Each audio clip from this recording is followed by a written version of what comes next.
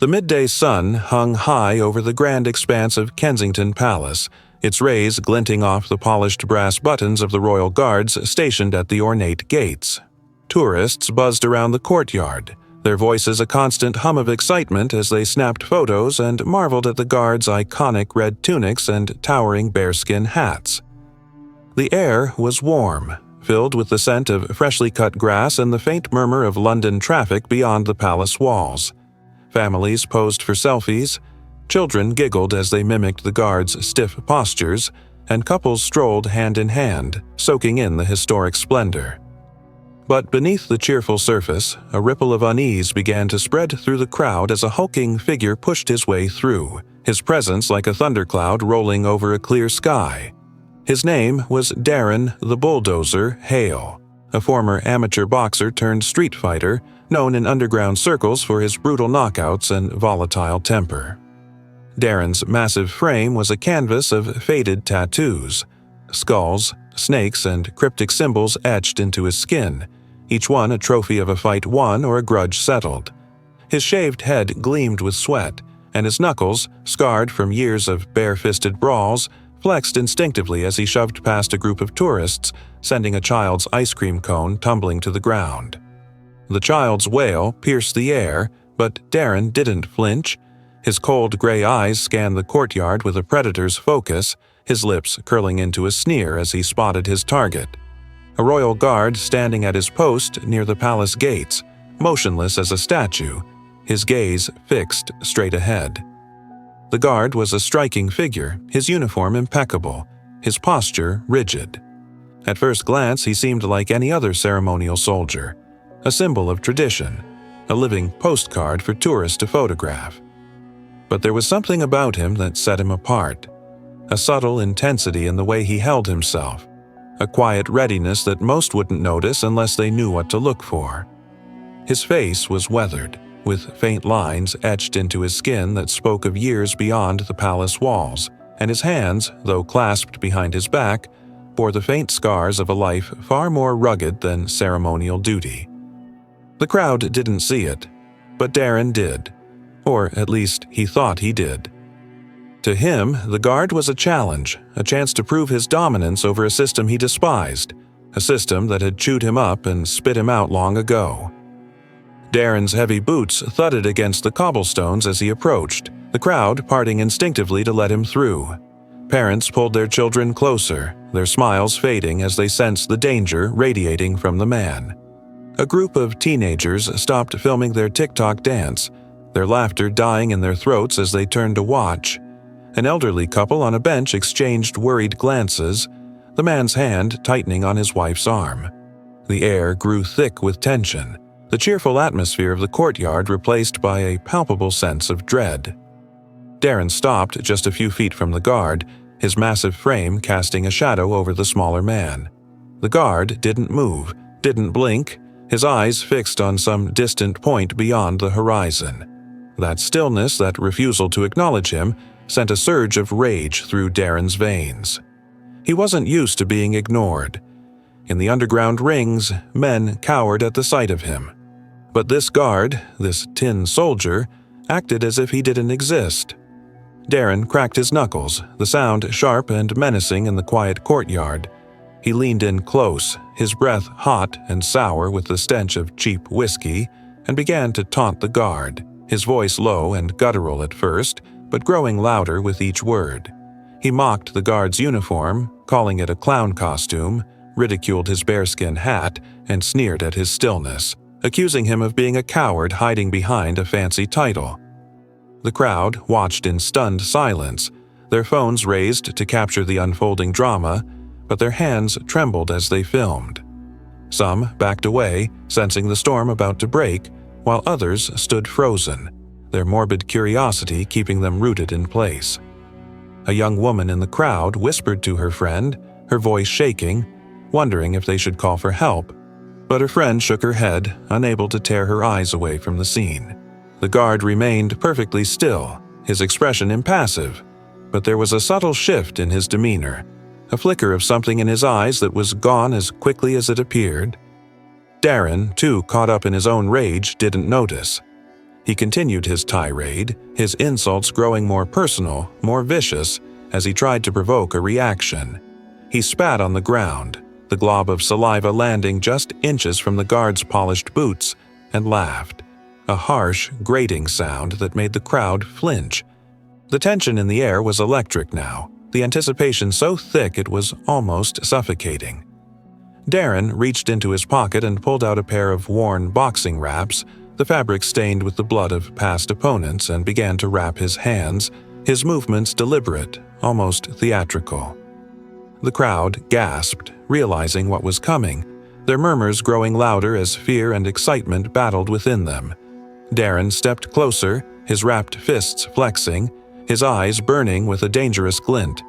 He raised a fist, the knuckles scarred and calloused, and aimed it at the guard's face, stopping just short of making contact.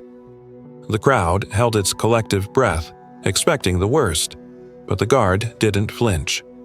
His stillness was maddening, a silent defiance that pushed Darren over the edge.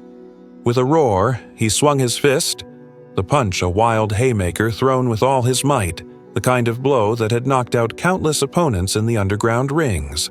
The crowd gasped, children buried their faces in their parents' arms, and tourists fumbled with their phones, their hands shaking as they tried to capture the moment. To the untrained eye, the punch looked devastating, a guaranteed knockout, but to those who knew better, it was a sloppy, telegraphed move, the kind of mistake that a trained fighter would exploit in an instant. And the guard was no ordinary man. In the split second before the punch landed, his training took over. His body moved with a fluid precision that belied his ceremonial role, his weight shifting subtly, his muscles tensing imperceptibly as he tracked the incoming fist with the focus of a seasoned combatant. He sidestepped the punch with a grace that was almost otherworldly, the blow whistling past his face by mere inches, and in the same motion, he countered with a swift, precise strike of his own. His fist connected with Darren's jaw, the impact a sharp crack that echoed across the courtyard like a gunshot. The crowd gasped, then fell into stunned silence as Darren staggered backward, his world spinning, blood filling his mouth as he realized with horror that several of his teeth were missing, the fragments clinking against his tongue like broken glass.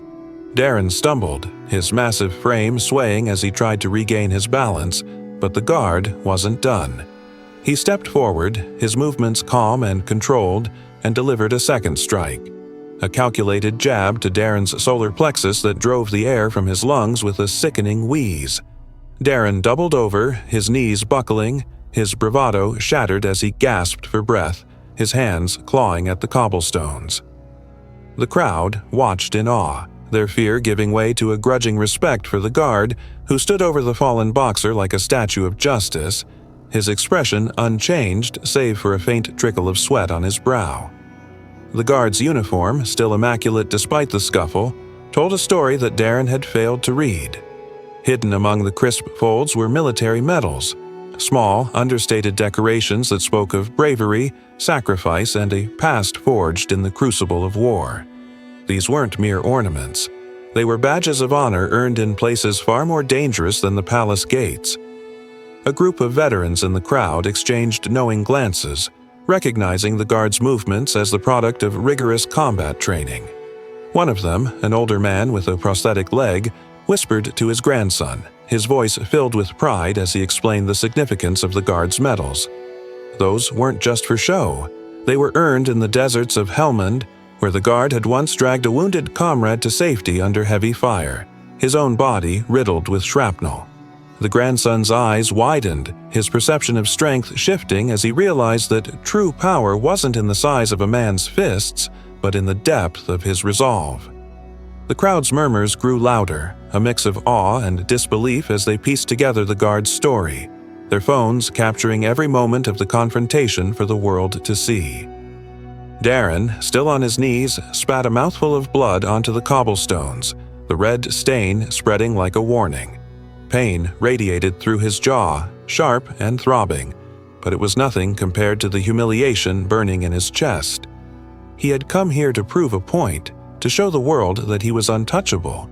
But instead, he had been humbled by a man he'd underestimated, a man who had faced far worse than a street fighter's fists.